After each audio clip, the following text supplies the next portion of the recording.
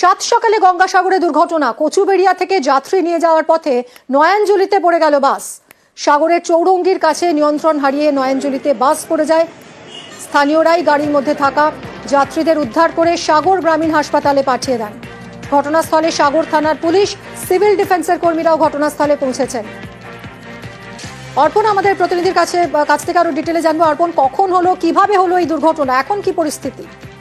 দেখো, এই মুহূর্তে প্রায় 12 জনকে নিয়ে যাওয়া হয়েছে সাগর গ্রামীণ হাসপাতালে। সেখানে তারা চিকিৎসাধীন। প্রত্যেকেই মহারাষ্ট্রের বাসিন্দা এবং আজ সকালবেলা কচুবেড়িয়া এলাকা থেকে একটি বাস রওনা দেয় সাগরের উদ্দেশ্যে। সেখানে প্রায় 32 জন পুণ্যার্থী ছিলেন যারা সাগরে কপিলমুনির আশ্রমে যাচ্ছিলেন। হঠাৎই নিয়ন্ত্রণ হারিয়ে, যেটা প্রত্যক্ষদর্শীরা জানাচ্ছেন, যে ড্রাইভারের যে স্টিয়ারিং হ্যান্ডেল লক হয়ে যায় এবং তারপরেই বাসের যে নয়াঞ্জলি রয়েছে সেখানে বাসটি উল্টে পড়ে। স্থানীয় মানুষজন ছুটে যান, আসেন সিভিল ডিফেন্সের কর্মীরা, গঙ্গাসাগর থানার পুলিশ ঘটনাস্থলে আসেন এবং তাদেরকে প্রত্যেককে সেখান থেকে উদ্ধার করা হয়। তুমি দেখতেই পাচ্ছ যেভাবে বাসটি পড়ে রয়েছে, সেখানে কিন্তু বড় সড় দুর্ঘটনার একটা আশঙ্কাই ছিল এবং সেখান থেকে সবাইকে বার করা হয়েছে এবং প্রায় 33 জন যারা পুণ্যার্থী ছিলেন বার করা হয়েছে।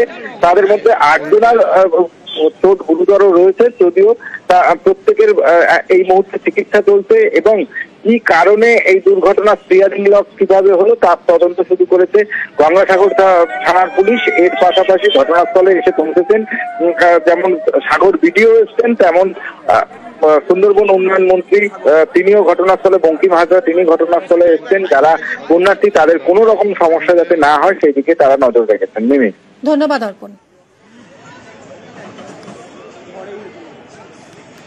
गंगासागर जा रहे थे दर्शन के लिए, दान करने के लिए, तो वो स्टीयरिंग जो है वो जाम हुआ। तो जो बाजू में जो नाला था उसमें अपनी बस पूरी गई, मतलब लोगों किसी को कुछ हुआ नहीं, थोड़ा बहुत लगा बस, बाकी दूसरा कुछ हुआ नहीं। हमारे 35 आदमी थे, तो इतना हेल्प किया कि पूछो मत। सबको कपड़े, नाश्ता पानी, खाना, चाय सब दवा लेके गए, सब कपड़े भी दिलाए उन्होंने, सब बहुत बढ़िया किया।